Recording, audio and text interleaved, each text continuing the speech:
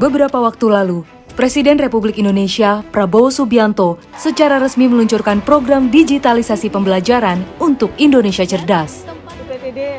Diikuti secara daring oleh 1.300 lebih sekolah dari 38 provinsi, program ini digadang-gadang menjadi langkah besar menuju pemerataan layanan pendidikan digital di seluruh Indonesia.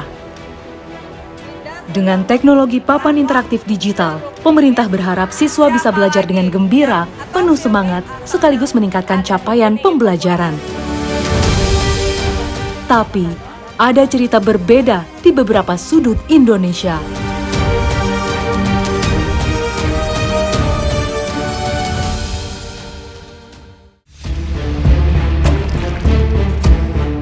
Perjalanan tim Indonesiaku kali ini akan menyambangi Kabupaten Cianjur, tepatnya di Desa Bojongkaso, Kecamatan Agrabinta.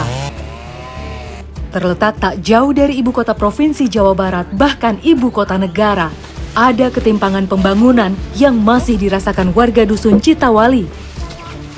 Salah satunya tentu akses jalan dan pendidikan. Meski kaya akan hasil alam berupa kayu, warga Bojongkaso masih kesulitan untuk menjualnya, terutama karena akses.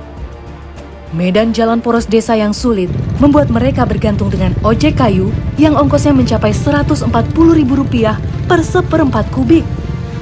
Jumlah itu bisa mencapai setengah dari harga jual kayu desa Bojongkaso.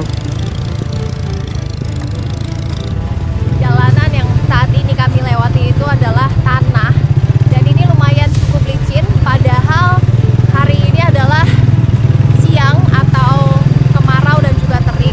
Bisa dibayangkan jika ini hujan, kemungkinan akan memperlambat proses akang-akang ini untuk sampai ke tepi sungai. Karena bisa sampai 1 jam ya, dengan jarak tempuh hanya 1 kilometer saja. Beruntung, jalur yang kami lewati sedang kering. Jika hujan, cerita bisa saja berbeda. Kami bisa saja terjebak di tengah jalan dan menunggu sampai jalur bisa dilalui. Meski sudah terbilang hafal dengan kondisi jalanan, para pengojek harus tetap waspada. Dan meski cukup tangguh menghadapi medan jalan yang ekstrim, tetap saja para pengojek harus ekstra hati-hati. Akhirnya kami sampai juga di tepi sungai. Dan sini sudah terlihat ya bahwa hasil tebangan dari pohon ini sudah dirakit yang nantinya akan dikirimkan ke Sukabumi, tepatnya ke Desa Rambai. Muara Ciroyom menjadi salah satu dermaga tempat warga keluar masuk desa untuk menjual hasil bumi mereka. Berbagai jenis kayu gelondong digabung menjadi beberapa kelompok ikatan untuk kemudian berfungsi sebagai rakit kayu. Dan batang kayu ini akan disusun menyerupai rakit atau rakit perahu bersama beberapa orang warga dan untuk memudahkan mereka dalam pengiriman batang pohon ke desa seberang yakni Desa Rambai. Sebenarnya, akses keluar masuk Dusun Ciawitali dan Dusun Gelarmanah bisa saja memakai jalur darat. Tetapi akses darat yang masih berupa tanah merah dan bebatuan membuat warga lebih memilih aliran sungai karena lebih murah dan terbilang dekat. Saya nggak bisa membayangkan mendayung rakit dengan menggunakan bambu yang panjang seperti ini dan rasanya ini berat banget. Ditambah ini juga sangat dalam, terutama saya juga harus membawa beban yang sangat berat. Ini sekitar 8 ton. Melintas sepanjang 109 km, Sungai Cihuni inilah yang menjadi penghubung antara Desa Bojongkaso dan Desa Rambai.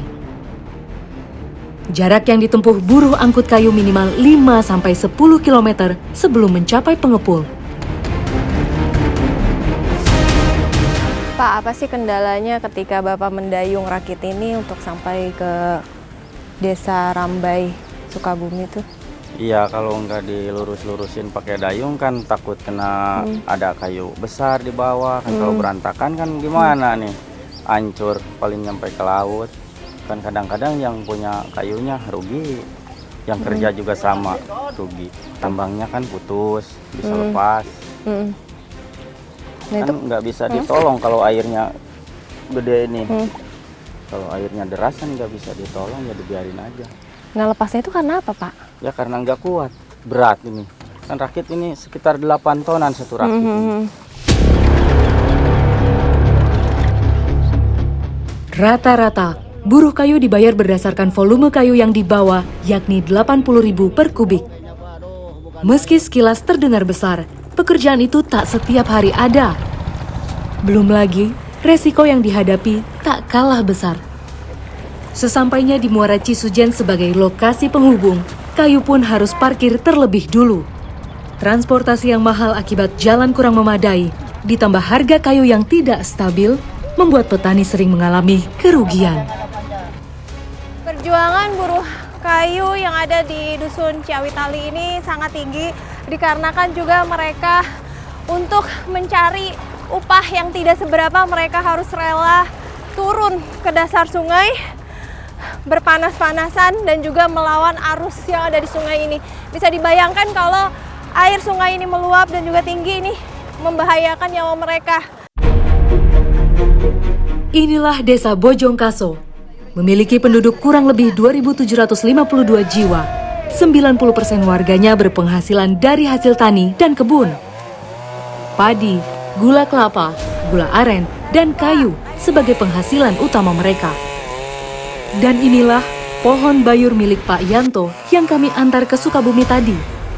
Pohon bayur ini ditanam secara tumpang sari di antara pohon lainnya. Nah, kita harus hati-hati banget ketika penebangan pohon bayur ini, karena memang pohonnya itu tingginya cukup panjang, lebih dari 12 meter, jadi harus menjaga jarak yang sangat aman. Pohon bayur atau wadang termasuk jenis pohon penghasil kayu pertukangan berkualitas baik setelah jati, ulin, merbau, dan sonokeling. Memiliki batang yang tinggi hingga mencapai 45 meter dengan diameter batang bisa mencapai 1 meter. Kita harus berhati-hati kalau pohon bayur ini sudah ditebang, dikarenakan jika kita tidak menjaga jarak dengan aman, nanti kami akan tertimpa pohon yang cukup berat, karena satu pohon ini beratnya bisa mencapai 50 kilo lebih, bahkan sampai 200 kilo. Usia pohon bayur yang bisa ditebang yakni 5-10 tahun, tergantung dari kebutuhan. Saat kemarau panjang, pohon bayur menjadi salah satu penopang ekonomi mereka akibat tidak bisa bercocok tanam karena kekurangan air. Setelah penantian lebih dari 5 tahun, harga pohon bayur hanya dipatok 300.000 sampai 1,3 juta rupiah per kubik, tergantung diameter pohonnya. Memang masih jauh dari harapan. Namun penjualan pohon bayur menjadi salah satu penambah penghasilan keluarganya. Kalau kayak gini kan 2 pohon nih ya. Ini 2 pohon sekitar 100.000 aja. 100.000 Pak? Iya. Nah itu kan prosesnya kan, proses perjalanannya. Gitu. ya kan 5 tahun sekali kan, bisa dibilang itu nggak untung ya Pak, Iya, sebenarnya ya. Boro-boro untung gitu. Tapi kan kalau misalnya dijual di Jakarta gitu, udah menjadi furnitur itu bisa sampai jutaan. Iya, sampai Padahal jutaan. yang dipakai cuma misalnya satu pohon 2 meter ini. Iya. Nah itu Bapak nggak mau menjual lebih tinggi kah, atau memang pasarannya segitu Pak? Emang pasalnya segitu. Jadi saya minta kepada pemerintah, mohon ya supaya jalan ini bisa diperbaiki supaya penjualan petani di sini, masyarakat di sini bisa agak mahal, bisa agak menambah mencukupi kebutuhan masyarakat di sini, gitu aja Bu. Sudah 80 tahun Indonesia merdeka. Namun ironisnya, kehidupan para siswa Dusun Ciawitali dan Dusun Gelar Manah masih jauh dari harapan. Gedung sekolah yang rusak dan tenaga pengajar yang tidak mencukupi terpaksa membuat mereka harus belajar di bawah tenda.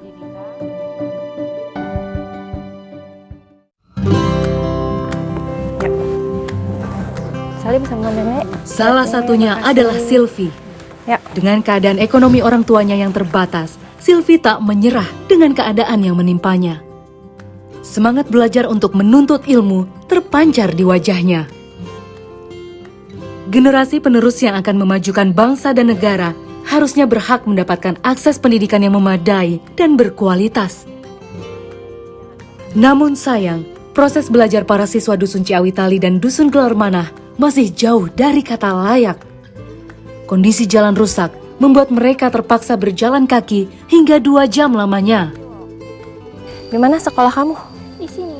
Ini sekolahnya. Waduh, perasaan kamu gimana Silvi? Sekolah yang nggak ada atap gini. Iya sedih kan, suka hujan gitu. Kan itunya bocor gitu. Kalau terik matahari kan panas gitu. Udah jam 10 ke atas panas gitu. Nah terus kenapa alasan Silvi masih mau tetap sekolah? Karena mau menggapai cita-cita saya. Emang Silvi mau jadi apa? Mau jadi dokter. Sungguh prihatin. Para siswa harus belajar jadi satu di bawah tenda akibat bangunan sekolah mereka roboh. Sekolah negeri yang dibangun pada tahun 1979 ini sebenarnya sudah tak layak untuk proses belajar mengajar. Awalnya, SD ini dibangun dengan 5 ruang, namun tahun 2018, 3 ruang roboh. Dan pada tahun 2024, 1 ruang roboh lagi. Ironisnya, hingga saat ini belum dibangun kembali. Sekarang saya ada di kelas 4, 5, dan juga 6. Tetapi dari sini saja saya sudah mendengar kelas yang dari 1, 2, 3. Dan ini juga amat mengganggu konsentrasi saya. Apalagi khususnya untuk anak-anak yang lagi belajar di sini. Sebenarnya tak hanya SD Negeri Ciawitali. SD Negeri Budi Setra yang berada di Desa Bojongkaso pun juga sangat memprihatinkan. SD yang dibangun tahun 1972 ini, kondisinya juga tak layak untuk proses belajar dan mengajar. Kondisinya sudah rusak dan para murid pun juga terpaksa belajar di tenda. Namun para siswa tak punya pilihan lain.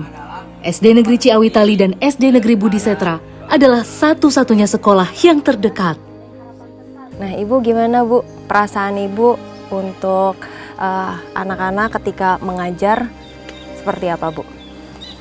Saya sedih sekali karena kondisi mengajar seperti ini di bawah tenda. Rasanya gersang. Kalau udah jam 9 ke jam 12, jam 11 sudah di ruang. Karena rasanya gersang. Panas gitu Ya, panas. Ibu. Nah, kira-kira Ibu mengalami kesulitan apa lagi Bu ketika proses mengajar Bu? Tempatnya seperti menata bangku banyak yang goyang. Anak-anak susah untuk menulis. Kemudian papan tulis seperti ini susah. Kira-kira apa sih Bu yang Ibu harapin khususnya buat anak-anak dan juga kepada pemerintah gitu Bu? Kepada pemerintah mohon segera dibangun lagi karena saya belajar susah. Susah dalam artian apa Bu? Dalam mengajar, anak-anak tidak konsentrasi. Kalau misalkan anak dekat, kalau dari sini kita 50 kilo lebih. Kalau dari sini jalannya yang rusak parah seperti ini.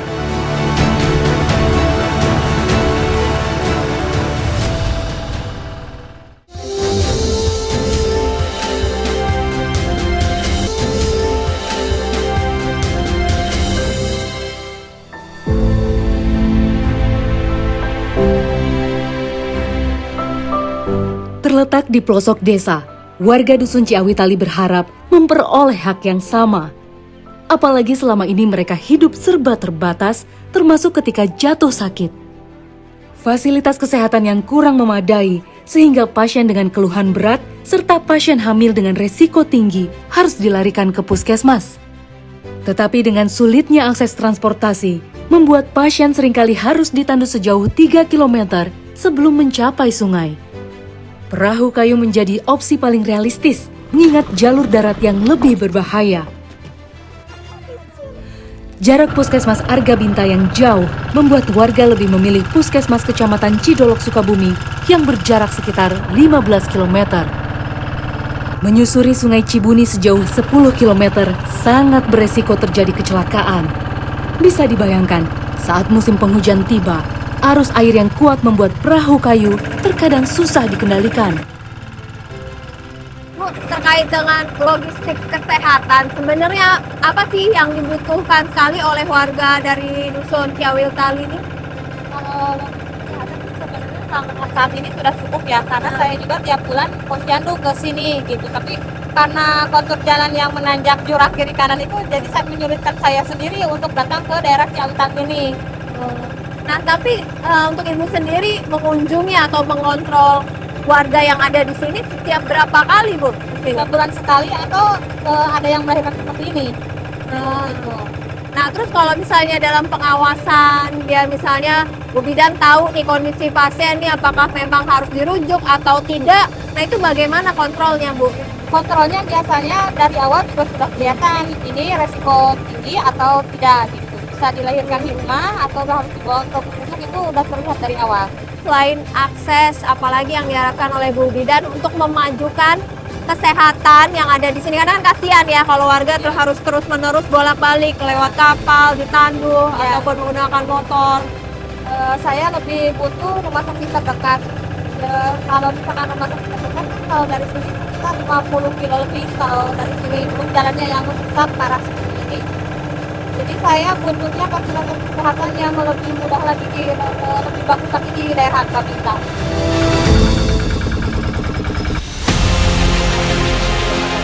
Pendidikan berkualitas adalah pendorong utama mobilitas sosial dan perataan ekonomi.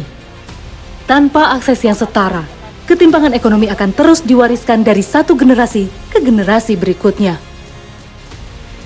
Semoga masalah pendidikan benar-benar menjadi prioritas pemerintah agar slogan Indonesia Cerdas tak jadi jargon semata.